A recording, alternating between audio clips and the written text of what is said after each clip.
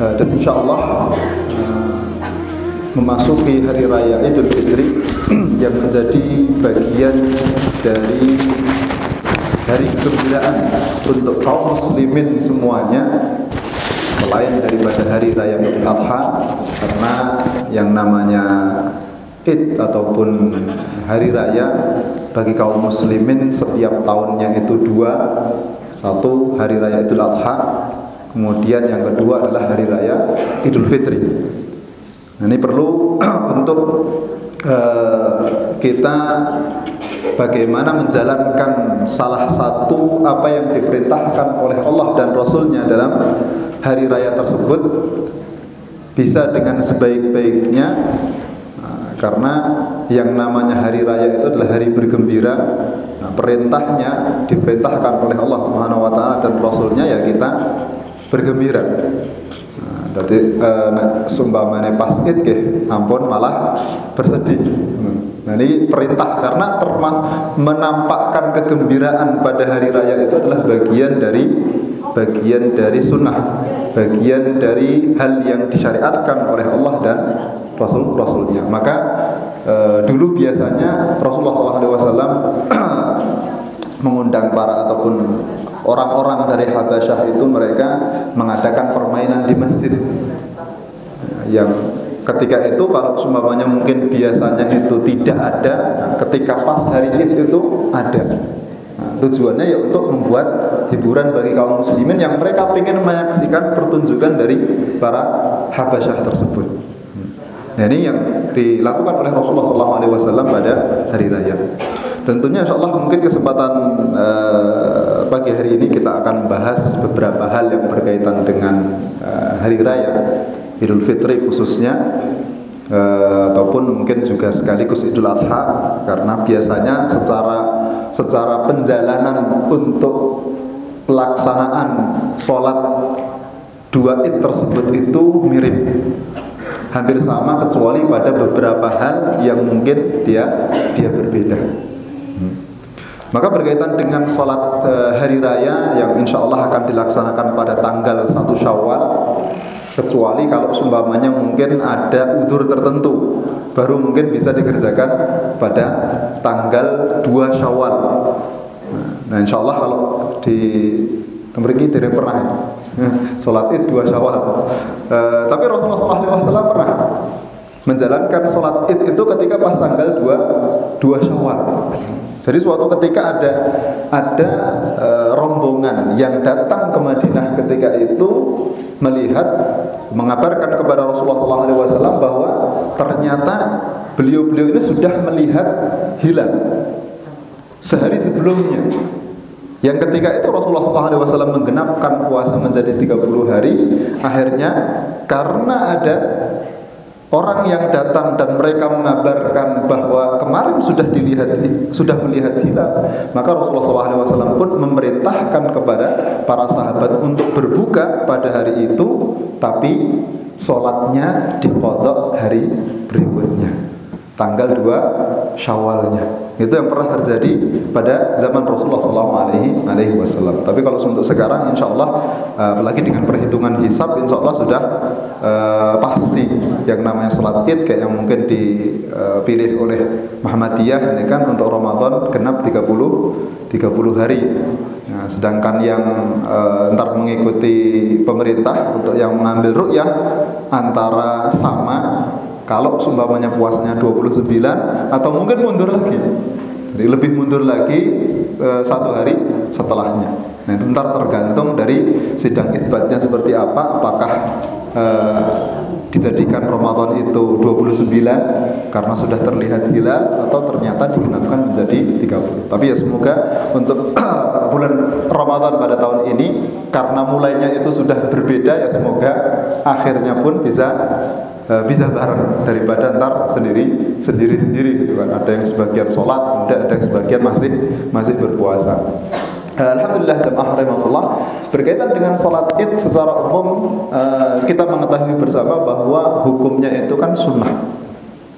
Ini pendapat kebanyakan para ulama, secara hukum itu sunnah, kecuali yang menyatakan bahwa hukumnya itu wajib. Ada sebagian ulama berpendapat seperti Imam Abu Hanifah kemudian dan semisalnya berpendapat bahwa yang namanya sholat Idul Fitri itu ataupun sholat Idul Adha secara hukum itu wajib. Kenapa? Karena Rasulullah SAW memerintahkan kepada para sahabat untuk membawa anak-anak, membawa istri-istrinya mengikuti sholat Id. Maka pernah dikatakan oleh Mu'atiyah radhiyallahu taala anha, amarna Rasulullah sallallahu alaihi wasallam an nukhrija al-awatib wal hayyat wa dhawatil khudur. Nah, jadi Rasulullah sallallahu alaihi wasallam memerintahkan kita semuanya untuk mengeluarkan al-awatib. Awatib itu perempuan-perempuan yang hampir balik. Kemudian wal hayyat yang mereka dalam kondisi haid, kemudian wa dhawatil khudur yang mereka masih perawan belum menikah. Untuk menghadiri musalla ataupun menghadiri sholat Id. Nah, tapi untuk yang haid, wa amarul khuyyat bi an ya'tazilna al-musalla. Kemudian Rasulullah SAW memerintahkan bagi jamaah perempuan yang dalam kondisi haid untuk menghindari tempat sholat. Wal yashhadna al-khair wa da'watal muslimin. Jadi tujuannya itu untuk yashhadna al-khair wa da'watal muslimin. Untuk menghadiri majelis-majelis kebaikan, kemudian majelis-majelis doa di kalangan kaum muslimin. Ini asal dari masyru'iyah ataupun disyariatkannya menghadiri sholat Id. Itu secara umum. Cuman kemudian ada sedikit perbedaan pendapat di kalangan para ulama berkaitan dengan perempuan itu apakah masyru' juga menghadiri sholat Id atau tidak. Nah, ini untuk ibu-ibu ataupun mungkin mbak-mbak yang berkaitan dengan masyru'iyah, apakah masyru' kalau sekarang insya Allah umum di mana-mana ya semuanya tetap ikut yang namanya mengerjakan sholat Id. Tapi dulu para ulama itu sebagian ada berbeda pendapat berkaitan dengan apakah masyru' atau tidak masyru'. Maka di kalangan ulama Syafi'iyah itu sendiri membedakan. Kalau seumpamanya perempuan itu masih muda, nah, tidak disarankan untuk mengikuti sholat Id malah. Jadi kalau seumpamanya yang masih muda ataupun mungkin yang dia itu anak pejabat, malah tidak disarankan untuk mengikuti sholat Id. Nah, sebagian ada yang membaginya kalau seumpamanya yang dia cantik tidak boleh mengikuti sholat Id. Kenapa? Karena bisa menyebabkan fitnah. bisa menyebabkan fitnah. Maka para ulama berbeda pendapat. Jadi kalau laki-laki semuanya sepakat bahwa masyru' untuk melaksanakan sholat Id antara wajib atau sunnah. Tapi kalau semuanya untuk perempuan tadi ada yang berpendapat tidak disarankan. Kenapa? Karena bisa menimbulkan fitnah. Kemudian yang sering terjadi bahkan sampai sekarang pun karena ini yang disebutkan oleh Imam Tahawi, disebutkan karena dulu itu kenapa Rasulullah SAW memerintahkan para perempuan-perempuan untuk ikut mengerjakan sholat Id, tidak lain dan tidak bukan adalah tujuannya untuk memperbanyak jumlah kaum muslimin. Karena ketika itu kan masih sedikit. Nah, ketika itu maka Rasulullah SAW memerintahkan para sahabat untuk mengeluarkan anak-anaknya, kemudian istri-istrinya. Bahkan Rasulullah SAW sendiri, beliau juga memerintahkan istri-istri beliau dan putri-putri beliau untuk ikut mengerjakan sholat Id supaya lebih semarak, karena kan jumlahnya lebih banyak. Tapi karena sekarang jumlahnya itu sudah banyak, maka beliau menyebutkan kalau sekarang karena jumlah kaum muslimin itu sudah banyak, maka tidak disarankan. Kenapa? Karena biasanya ketika perempuan keluar sholat Id itu mesti dandan. Nah, itu mestinya gara-gara itu maka para ulama kemudian menyebutkan berarti tidak disyariatkan. Karena kalau keluar mesti dandan, yang akhirnya kemudian bisa menimbulkan fitnah, kemudian bisa masuk dalam bab tabarruj dan lain sebagainya. Karena syarat seorang perempuan menghadiri sholat jamaah sebagaimana disebutkan oleh Rasulullah SAW, wal yakhrujna tafilat. Hendaknya para perempuan yang mereka ingin mendatangi sholat berjamaah keluar ikut mendatangi sholat berjamaah tersebut dalam kondisi tafilat. Apa sih tafilat itu? Tafilat itu dia pakai pakaian yang tidak mencolok, tidak menjadikan orang itu menarik perhatian orang. Kemudian tidak memakai minyak wangi. Nah, Nah ini yang disyaratkan oleh Rasulullah SAW. Maka kenapa kalau dulu ada sebagian ulama berpendapat bahwa untuk perempuan tidak dimasyruhkan untuk mengerjakan sholat. Tapi secara umum pendapat yang memang dipilih oleh kebanyakan para ulama tetap masyruh, tapi dengan syarat tadi. Dengan syaratnya ya tetap silahkan mengerjakan sholat id sebagaimana diperintahkan oleh Rasulullah SAW, sebagaimana disebutkan oleh Imam Syaukani, tapi dengan syarat sebagaimana ketika mengerjakan sholat berjamaah. Jadi kalau seumpamanya memakai pakaian, nggak masalah, pakai pakaian baru itu tidak masalah, boleh-boleh saja. Yang penting adalah pakaian tersebut bukan pakaian yang kemudian mencolok. Datang mengerjakan sholat id, wah pakaiannya aneh, wah akhirnya orang ini beda sendiri pakaiannya. Nah ini kan menimbulkan perhatian orang-orang. Nah, kan bisa juga masuk dalam kategori syuhrah yang dia dilarang oleh Allah dan Rasulnya. Maka silahkan tetap keluar, tapi keluarnya ataupun mengikuti sholat sebagaimana adab-adab yang diperintahkan oleh Rasulullah SAW dalam menghadiri sholat id ataupun ketika keluar rumah. Nah ini secara masyru'iyah berkaitan dengan pengerjaan sholat id. Nah kemudian berkaitan dengan sholat, ada beberapa adab yang mungkin insya Allah bisa kita lakukan ataupun kita perhatikan ketika kita mengerjakan sholat id. Pertama, jelas yang namanya menghadiri sholat id kan kita mulai biasanya kan id itu sekitar mungkin loh di sini jam 7 gitu.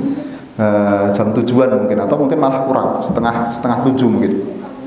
Hal pertama kali yang disyariatkan oleh Allah dan Rasulnya ketika hendak mengerjakan sholat id adalah dengan berhias.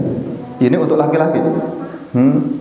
Jadi bersih-bersih, kemudian berhias, memakai pakaian yang paling bagus, itu sebagaimana dilakukan oleh sahabat Abdullah bin Umar radhiyallahu taala anhuma. Beliau biasanya ketika pas hari id itu sholat subuh ke masjid, habis itu setelah dari masjid kemudian pulang ke rumah. Setelah pulang ke rumah kemudian beliau mandi, kemudian memakai pakaian yang paling bagus, kemudian memakai minyak wangi, baru kemudian keluar menuju tempat sholat id. Nah ini awal sunnah pertama kali yang bisa dikerjakan ketika pengen mengerjakan sholat id adalah dengan mandi terlebih dahulu. Dan mandi ini aslinya secara waktu tidak disyaratkan harus setelah sholat subuh. Bisa nggak masalah, mandi sebelum sholat subuh tidak masalah. Sudah mendapatkan sunnahnya mandi mendatangi sholat id. Karena para ulama pun menyebutkan mulai awal disunahkannya mandi itu mulai pertengahan malam. Jadi mulainya pertengahan malam itu jam 12. Itu kalau semuanya ada yang mau mandi jam 12. Nah ini monggo. Jam 12 mandi, kemudian langsung datang ke lapangan. Walaupun ntar pulang lagi mengerjakan sholat subuh. Habis itu datang lagi ke lapangan. Tapi para ulama memang menyebutkan mulainya itu dari sejak pertengahan malam. Jadi pertengahan malam sudah dapat sunnahnya mandi sholat id. Karena dulu para sahabat ketika mengerjakan sholat itu kan jauh. Jaraknya itu antara tempat tinggal mereka dengan tempat sholat itu jauh. Maka kadang ada yang berangkatnya itu sebelum subuh.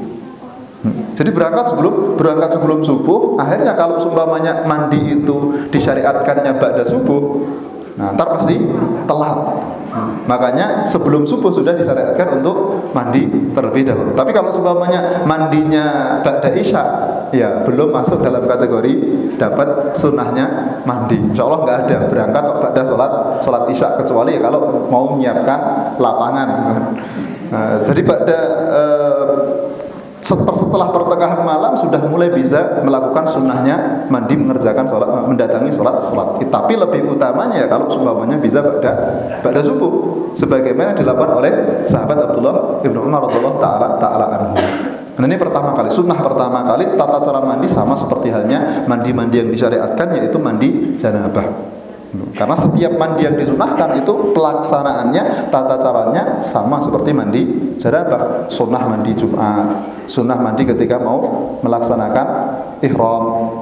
Nah itu kan semuanya disunahkannya itu sebagaimana ketika seseorang melakukan yang namanya mandi janabah. Itu hal pertama kali. Nah kemudian ketika dia berhias, kemudian mulai keluar dari rumahnya, disyariatkan dan disunnahkan untuk melakukan yang namanya takbir. Takbir yang walaupun kalau kebanyakan mulainya itu dari sejak ketika maghrib ya, tenggelam matahari, maghrib itu sudah mulai takbiran umumnya. Yang dulu dilakukan oleh para sahabat yang sampai kepada kita riwayat-riwayatnya, beliau biasanya ketika keluar dari rumahnya menuju tempat musholla itu dengan bertakbir. Jadi dengan bertakbir mengangkat suaranya sampai entar ke tempat sholat, sampai entar khatib itu mulai mengerjakan sholat. Itu disunahkan untuk melawan takbir. Ini untuk sholat Idul Fitri. Sedangkan Idul Adha kan takbirnya sendiri. Kalau Idul Adha kan mulainya dari sejak tanggal 9 subuh hari Arafah sudah mulai takbir sampai tanggal 13 Dzulhijjah. Jadi sunnah yang kedua yang bisa dilakukan adalah hendaknya ketika keluar itu melakukan takbir. Melakukan takbir, kemudian kalau yang belum mengerjakan ibadah ataupun kewajiban zakat fitrah, kewajibannya bisa disalurkan ketika itu. Nah, inilah waktu yang disepakati oleh para ulama bahwa pelaksanaan ataupun pembayaran zakat fitrah itu sah. Tidak ada yang mengatakan tidak sah. Tapi kalau sebelumnya masih ada yang berpendapat belum sah. Tapi insya Allah susah juga kalau semua mau keluar. Kalau sekarang keluar ke rumah kemudian membawa beras, mau dibagikan ke siapa bingung, orang-orang pada mengerjakan sholat. Tapi kalau zaman dahulu kadang walaupun mungkin sekarang pun di beberapa tempat masih ada. Saya kurang tahu kalau mungkin daerah Blumbang itu kalau seumpamanya datang orang-orang pada pergi ke sholat itu kan biasanya di pinggir-pinggir jalan kadang ada orang-orang yang duduk-duduk. Kadang ada anak-anak, kemudian ada ibu-ibu yang bawa anak-anak. Itu di beberapa tempat masih ada. Itu mereka berhak untuk mendapatkan santunan. Nah, kalau seumpamanya kita membawa zakat bisa diberikan kepada mereka karena mereka posisinya adalah orang fakir miskin. Ini kalau belum melaksanakan zakat fitrah sampai waktu sholat, ini waktu yang disepakati. Tapi kalau semuanya belum sampai mengerjakan sholat atau belum mengerjakan zakat fitrah ya bisa setelah sholat pun tidak masalah, tidak mengapa. Yang penting jangan sampai tenggelam matahari hari Id kok belum membayar zakat. Begitu juga untuk panitia, hendaknya ditasarrufkan sebelum selesai Id. Jadi semua sudah selesai, tanggungannya sudah selesai terlebih dahulu. Nah, ini sunnah yang kedua ketika seumpamanya pergi untuk menjalankan sholat Id. Kemudian juga yang bawa uang, ketika semuanya bawa uang mendapati orang-orang yang mereka butuh santunan, silahkan disantunan. Sebagaimana perintah Rasulullah SAW, aghnuhum an tawafi yaum dzakal yaum. Jadi perintah Rasulullah adalah kita diminta untuk mengkayakan, mencukupkan orang-orang yang mereka dalam kondisi kekurangan supaya mereka tidak butuh untuk keliling muter-muter. Bukan muter-muter silaturahmi ini. Keliling muter-muter kenapa? Karena butuh santunan. Nah, ini yang diperintahkan oleh Rasulullah SAW. Nah, kemudian selanjutnya, sunnah selanjutnya yang dikerjakan selanjutnya adalah sholat Id. Dan insya Allah kalau pelaksanaan sholat Id karena sudah setiap tahun dan biasanya khatib ataupun yang biasanya bilalnya itu kan sudah biasanya ngajarkan bagaimana sih tata cara sholat Id. Yang umumnya tetap sama, dimulai awal itu dengan takbir sholatnya 2 rakaat. Ini sepakat di kalangan para ulama sholatnya 2 rakaat, jadi tidak lebih tidak kurang.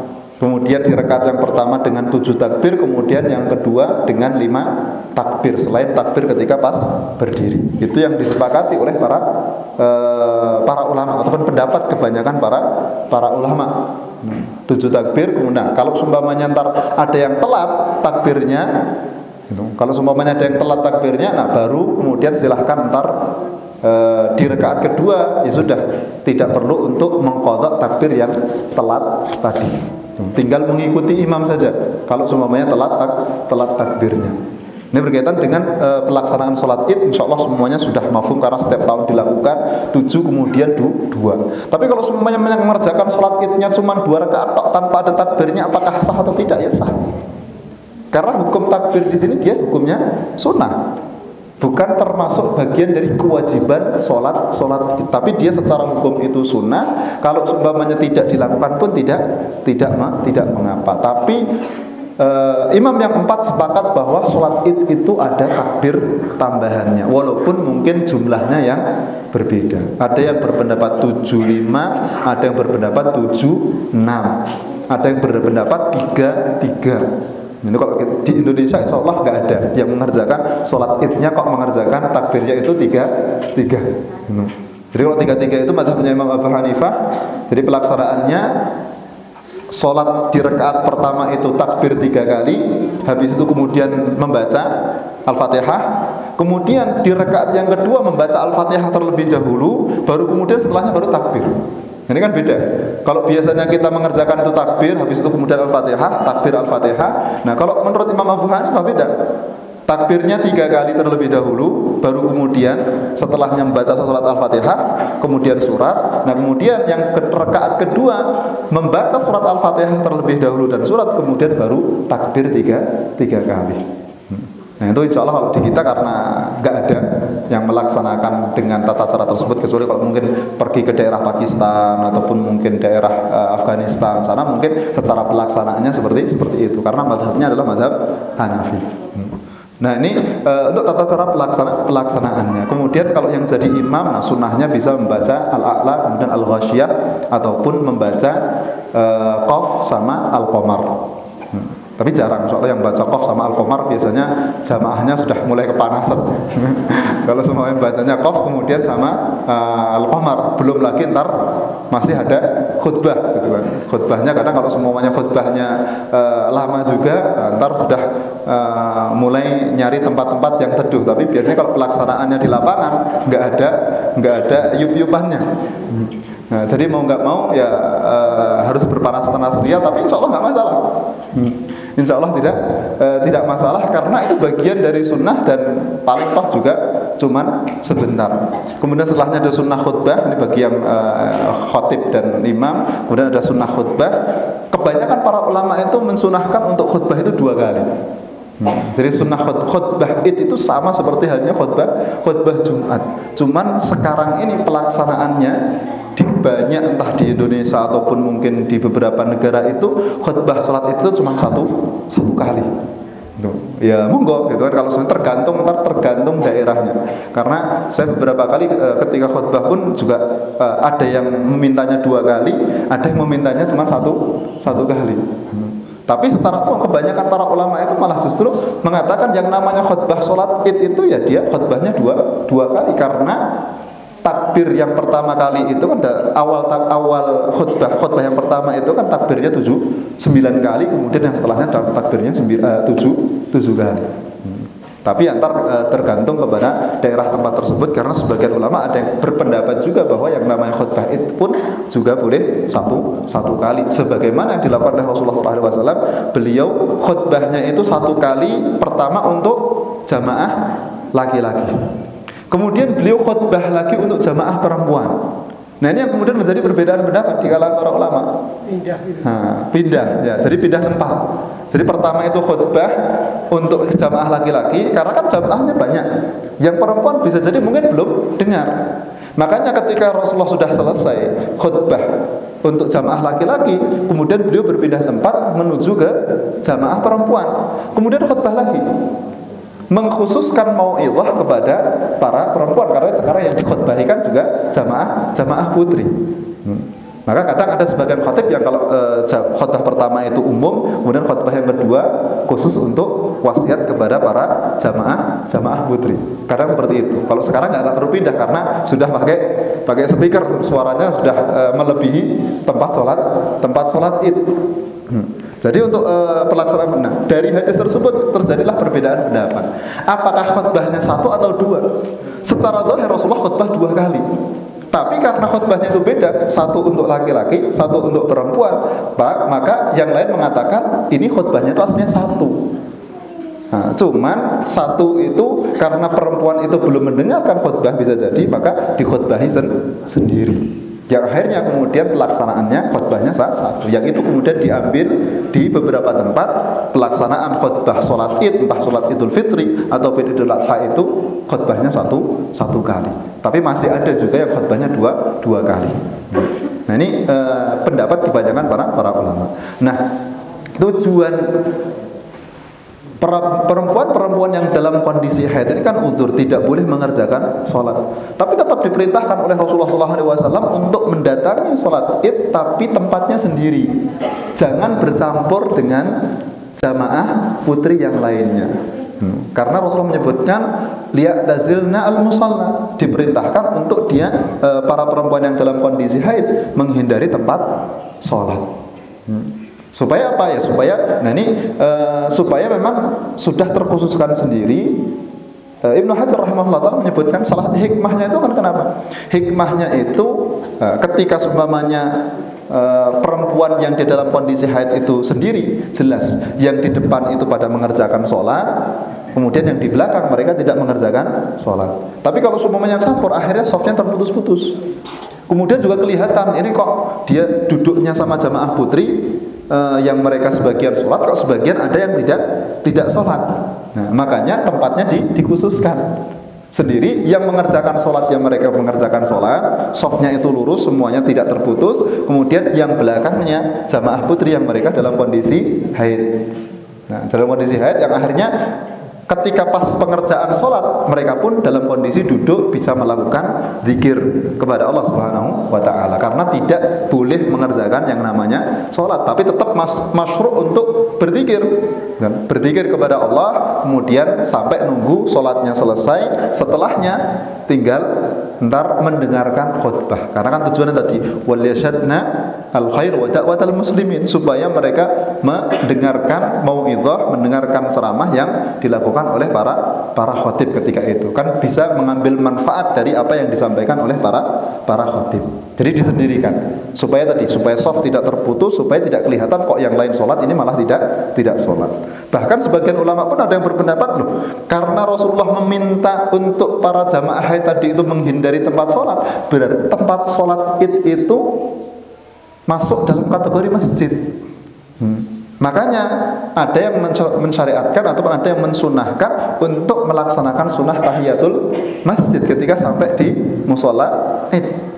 Cuman ini menyelisihi pendapat kebanyakan para ulama. Para ulama semuanya bersepakat berpendapat bahwa musola tempat sholat id itu bukan masjid.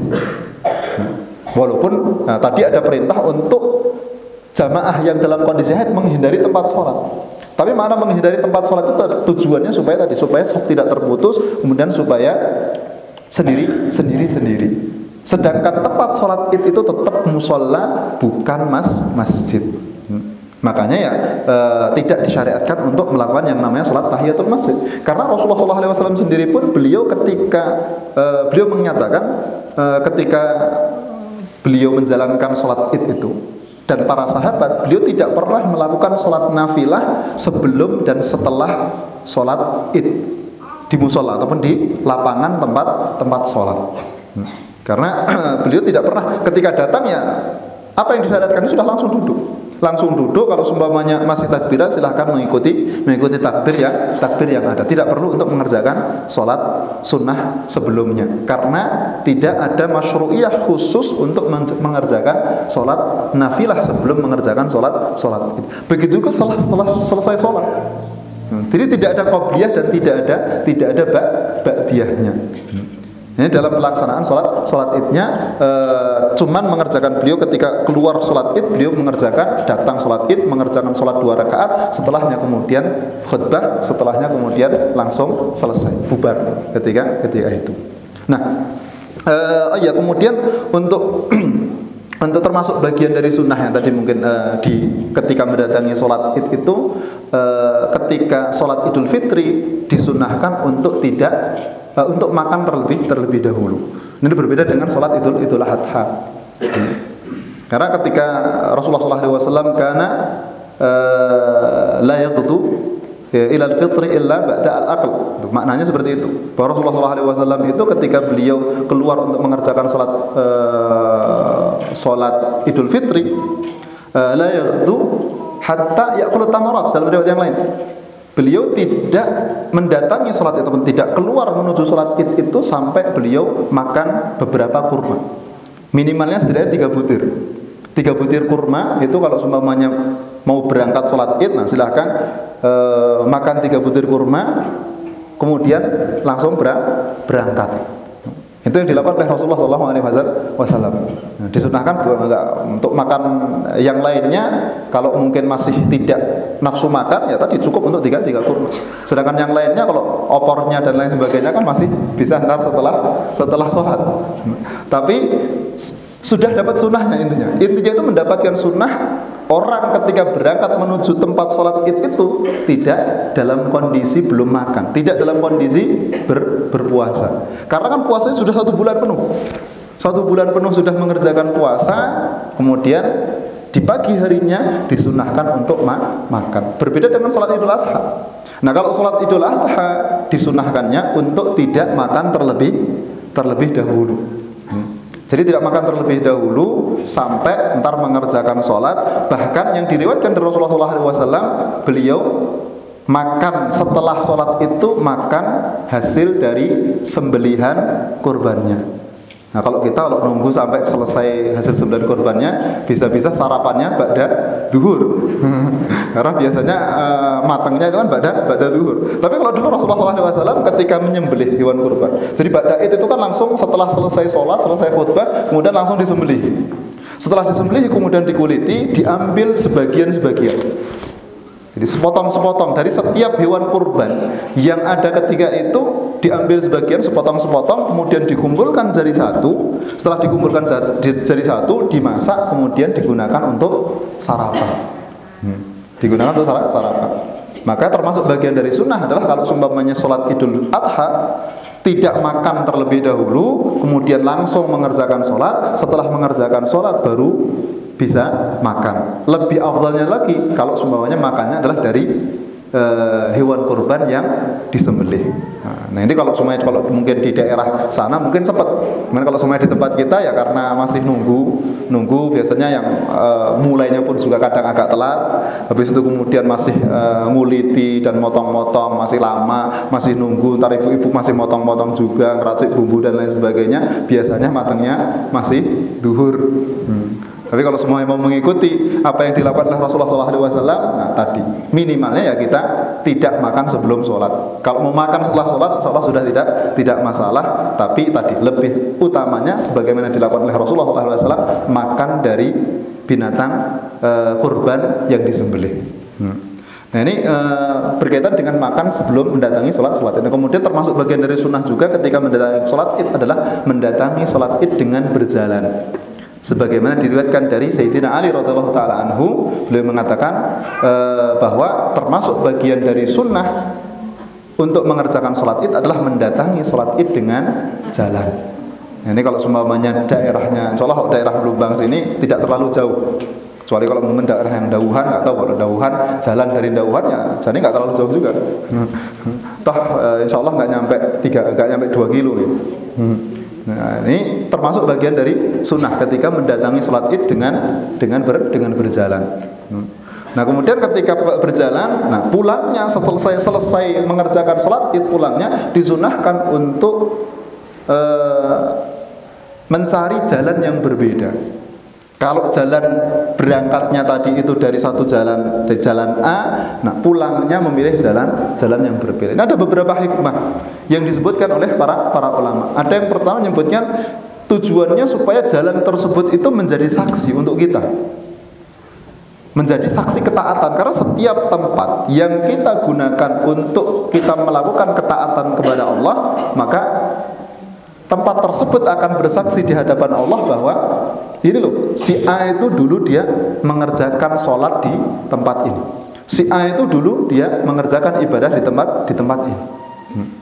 Ini salah satu tujuan. Maka ketika kita jalan dari satu jalan tertentu kemudian pulang di jalan yang lain, akhirnya lebih banyak dari tempat-tempat yang kita lalui tersebut, kemudian lebih banyak yang bersaksi untuk kita bahwa dulu kita itu mengerjakan sholat Id, mengerjakan ibadah yang disyariatkan oleh Allah pada tanggal 1 Syawal tersebut. Ini salah satu hikmahnya. Kemudian hikmah yang lain juga yang disebutkan oleh para ulama, tujuannya adalah kalau seumpamanya dia jalannya itu berbeda, kalau di awal sudah ketemu dengan orang-orang yang mereka membutuhkan santunan, di jalan yang lain mereka sudah mendapatkan orang lain. Yang mereka tadi di jalan A, jalan pertama, mereka sudah mendapatkan santunan orang-orang yang lewat situ. Kemudian kalau dia pulang dari tempat yang lain, bisa jadi mungkin ketemu orang lain yang mereka membutuhkan santunan di tempat yang lain. Gitu. Kecuali kalau orang yang pertama tadi pindah jalan. Oh, biasanya berangkatnya itu jamaah lewat jalan sini, pulangnya lewat jalan sana. Kalau pas berangkat standby di sini, kalau pas pulang standby-nya di sana. Akhirnya ketemu orang yang sama. Tapi tujuannya sebenarnya tadi tujuannya supaya kalau seumpamanya entar ketemu dengan orang-orang yang butuh santunan, itu bisa menyantuni banyak orang. Maka kenapa kok diperintahkan untuk memilih jalan yang berbeda dari jalan-jalan yang kita lalui. Kalau semuanya biasanya kan kalau di sini panitia biasanya sudah nyiapkan gitu kan. Masuknya kalau yang jamaah dari sini biasanya dari sini, kemudian kalau pas pulang biasanya kan ada berapa gang kan. Kalau dari lapangan udah 3 gitu. Ada 3 jalur setidaknya itu yang bisa dilalui kalau semuanya mungkin di daerah sini. Nah, ini termasuk bagian dari sunnah. Nah, kemudian termasuk bagian dari adat istiadat Idul Fitri di tempat kita adalah setelah mengerjakan sholat Id itu ada yang namanya silaturahmi. Jadi mengerjakan silaturahmi. Nah, ini termasuk bagian dari adat istiadat yang walaupun di beberapa tempat kadang ada yang berbeda, ada yang enggak. Sebagian itu kalau yang pilih simpel ya sudah, karena ketika pas mengerjakan sholat Id tadi sudah ketemu, biasanya dibuat bersalaman. Kalau setelah selesai sholat Id itu kan ada yang dibuatnya baris gitu kan, salaman muter dari awal sampai terakhir. Karena dari awal sudah ketemu ya sudah, tidak perlu muter-muter keliling kampung. Tapi yang lain masih tetap ada, walaupun mungkin di masjid sudah ketemu, sudah muter-muter salaman tadi. Nah, masih ada adat untuk ketika semuanya pas silaturahmi ya muter-muter keliling kampung, terutama bagi orang-orang yang sudah sepuh, toh mereka tidak bisa jalan. Yang muda-muda karena mereka bisa jalan, nah mereka yang mendatangi yang lebih sepuh. Itu termasuk bagian dari adat yang ada di sini, walaupun kalau mungkin di negara lain saya kurang tahu juga apakah ada atau tidak. Ada, cuman tidak sesemarak mungkin yang di Indonesia. Walaupun sekarang pun juga kan kayaknya tidak sebagaimana zaman dahulu. Biasanya itu muteri kampung itu dari pagi kadang sampai sore belum selesai. Dari pagi muter gitu sampai sore pun belum selesai. Masih dilanjutkan hari kedua, kemudian hari ketiga ke daerah yang lain, masih ke samping-sampingnya mengunjungi kerabat-kerabat, paman, bibi dan lain sebagainya. Ini termasuk bagian dari adat istiadat yang baik dan tapi ada yang perlu diperhatikan berkaitan dengan adab-adabnya. Karena istiadat ini kan kita melakukan sesuatu yang dia baik. Tapi ketika kebaikan tersebut itu malah justru ntar mendatangkan hal yang tidak baik bagi kita, yang tujuan dan niat kita itu baik, nah bisa jadi malah bercampur dengan hal-hal yang kurang baik. Sama kayak yang disebutkan oleh para ulama kan berkaitan dengan kalau di sini ada adat istiadat memberikan santunan uang kepada anak-anak kecil dengan uang baru. Tapi jangan sampai ketika pas memberikan santunan uang baru tersebut kita mengambil uang barunya dengan riba. Karena riba itu tidak hanya sekedar orang pinjam uang, habis itu kemudian dia mengembalikan dengan jumlah yang lebih. Nah, tidak hanya itu, termasuk bagian dari riba adalah ketika kita nukar uang dengan jumlah tertentu, nukar 500.000 dapatnya cuma 450.000. Nukar 100.000 dapatnya cuma 90.000.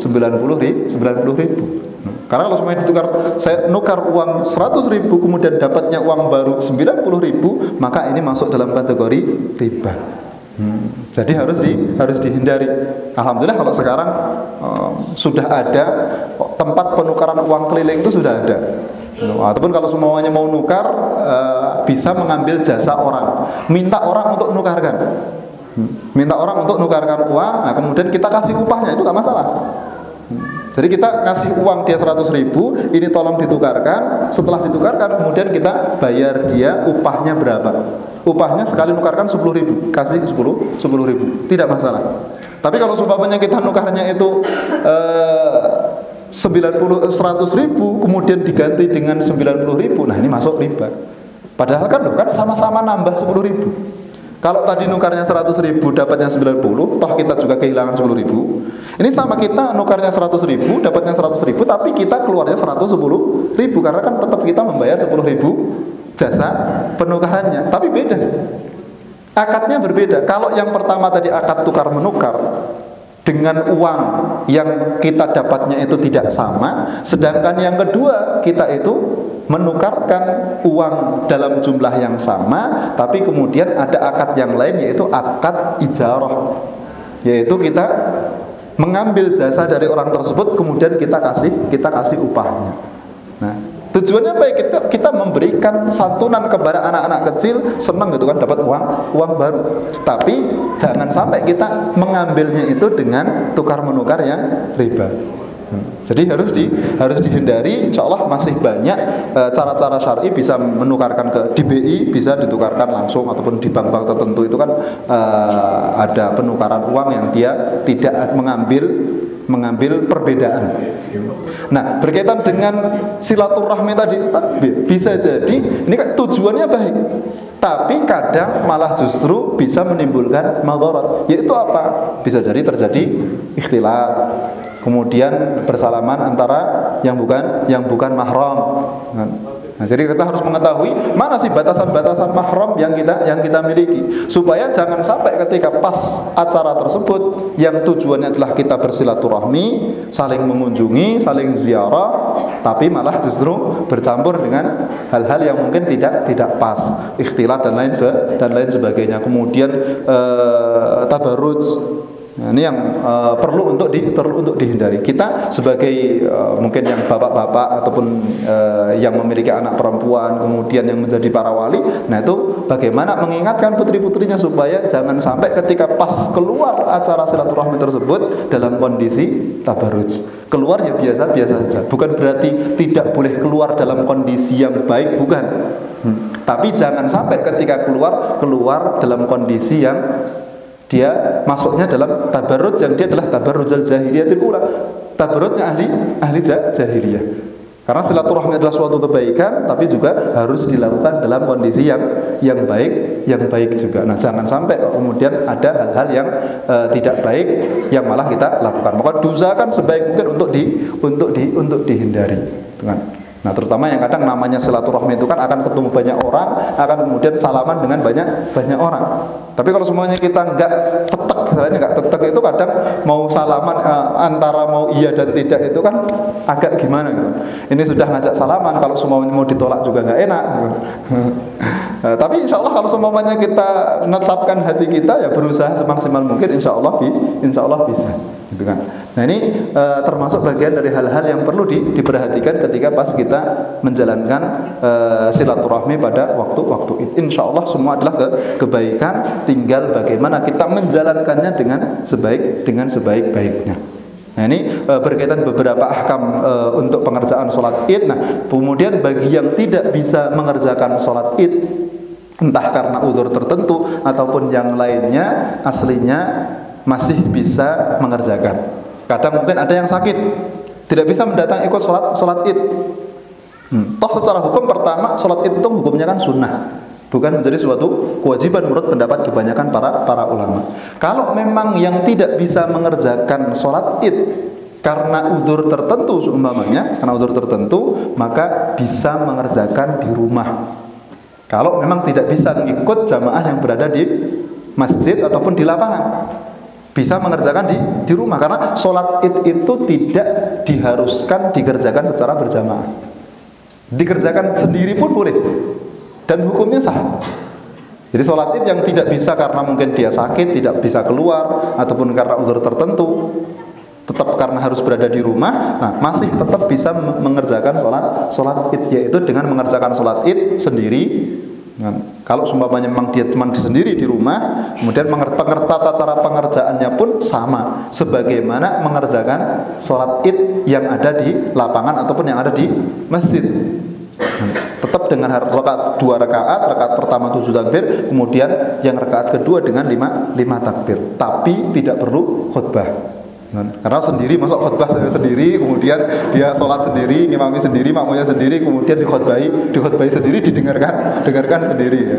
Nah, jadi cukup untuk mengerjakan sholat saja tanpa perlu ada khutbahnya, kecuali kalau seumpamanya mungkin mengerjakannya bersama dengan jamaah. Kayak dulu mungkin pas waktu musim corona kemarin, sebagian tidak disarankan untuk mengerjakan sholat id di lapangan ataupun di masjid, maka diminta untuk mengerjakannya sendiri, dikerjakan sendiri di rumah bersamaan dengan keluarganya. Nah, ini kalau seumpamanya dikerjakan dengan berjamaah bersama dengan keluarga, nah itu masih bisa ada yang namanya khutbah. Jadi mungkin yang mengerjakan berapa? 5 anggota keluarganya. Nah, salah satu bisa menjadi imam, kemudian dia yang menjadi khatib juga. Tapi kalau tadi mengerjakannya sendiri ya cukup untuk mengerjakan sholat saja tanpa perlu khutbah. Karena memang sholat id tidak disyaratkan harus dikerjakan secara berjamaah. Tidak sebagaimana sholat Jumat. Kalau sholat Jumat memang harus dikerjakan secara berjamaah. Kalau kita mengerjakannya sendiri ya nggak sah. Tapi untuk sholat id bisa, walaupun umumnya itu dikerjakan secara berjamaah, karena itu bagian dari syiar, supaya juga kita menampakkan syiar yang Allah Subhanahu wa Ta'ala perintahkan, karena itu juga termasuk bagian dari sunnah. Nah, tapi kalaupun pengen melaksanakan sendiri, tetap dianggap bahwa sholat tersebut adalah sholat yang sah. Nah, ini kalau seumpamanya tidak bisa mengerjakan sholat id bersama dengan jamaah yang lainnya. Nah, ataupun kalau seumpamanya mungkin ada uzur yang lain, kayak semua yang dikerjakan oleh Rasulullah pernah datang mengerjakannya pada tanggal 2. Nah, itu maksudnya adalah qadha. Karena untuk waktu sholat itu kan pengerjaannya cuma dari sejak waktu duha sampai zawal. Sampai waktu duhur. Setelah waktu duhur itu sudah bukan masuk waktu sholat id. Tapi insya Allah nggak ada. Jadi nggak ada orang kalau mengerjakan sholat id atau pada duhur, insya Allah tidak ada. Jadi minimalnya untuk pengerjaan sholat id itu adalah dari sejak waktu sholat duha kemudian sampai duhur. Nah, setelahnya maksudnya adalah qadha. Sebagaimana dilakukan oleh Rasulullah SAW, kalau memang sudah keluar waktunya, maka diqadhanya hari berikutnya. Ini pernah mungkin beberapa tempat yang pernah menjalankan sholat idnya itu sudah tanggal 1 Syawal, tapi pelaksanaan sholatnya adalah tanggal 2 Syawal. Nah, kadang bingung itu kalau orang yang dia idnya itu mungkin tanggal 2, kemudian diminta khutbah tanggal 1. Jadi tanggal 2 besok baru lebaran, tapi diminta khutbahnya hari sebelumnya masih dalam kondisi puasa. Nah, itu akhirnya mengerjakan sholatnya unik, sholat id tapi kok belum id gitu kan. Yang lain sudah id, tapi karena permintaan dari jamaahnya untuk berkhutbah, atau mungkin sebaliknya. Kalau sebaliknya sih mungkin masih lebih ringan.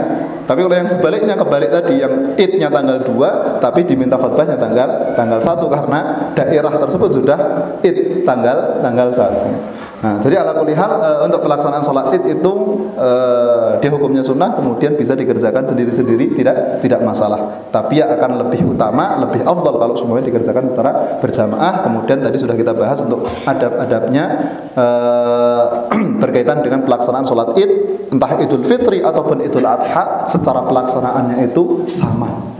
Secara pelaksanaannya itu mirip, tidak ada perbedaan kecuali pada beberapa adab saja. Nah, berkaitan dengan waktunya pun sama. Walaupun biasanya umumnya untuk sholat Idul Fitri dikerjakannya lebih mundur. Nah, untuk sholat Idul Adha biasanya dikerjakannya lebih maju. Tapi semuanya sudah masuk waktu, yaitu ketika matahari terbit, setelah matahari terbit itu sekitar 1/4 jam. Atau 20 menit setelah matahari terbit. Jadi kalau matahari terbitnya itu jam 5:30, maka jam 6 itu sudah bisa mulai untuk mengerjakan sholat. Jadi waktunya itu sampai ntar waktu duhur. Tapi ya insya Allah nggak ada mengerjakan mengerjakan sholat id di waktu siang. Jam 10 baru mengerjakan sholat id, jam 11 baru mengerjakan sholat id. Insya Allah tidak ada.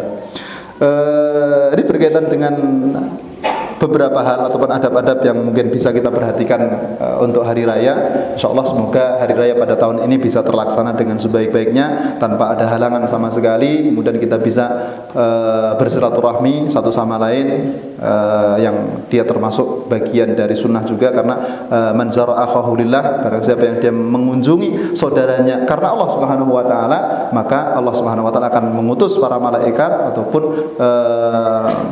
menjadikan dua orang tersebut itu dalam lingkup rahmat Allah Subhanahu wa taala, karena saling mengunjungi, tidak lain dan tidak bukan tujuannya adalah karena Allah Subhanahu wa taala, bukan karena dunia ataupun bukan karena bisnis, bukan karena hal-hal yang lainnya, tapi niatan saling mengunjungi adalah karena Allah Subhanahu wa taala. Ini mungkin yang bisa kita bahas pada kesempatan pagi hari ini. Semoga bisa menjadi tambahan maklumat dalam pelaksanaan ibadah sholat id, kemudian juga hal-hal yang berkaitan dengan hari raya. Semoga Allah Subhanahu wa taala memberikan taufik kita untuk selalu menetapi jalan-jalan kebaikan, memberikan taufik kepada kita untuk selalu istiqomah dalam siratal mustaqim. Amin ya rabbal alamin. Saya cukupkan sekian. Jazakumullahu khairan katsiran. Subhanakallahumma wa bihamdika asyhadu an la ilaha illa anta astaghfiruka wa atubu ilaik. Billahi taufiq hidayah. Assalamualaikum warahmatullahi wabarakatuh.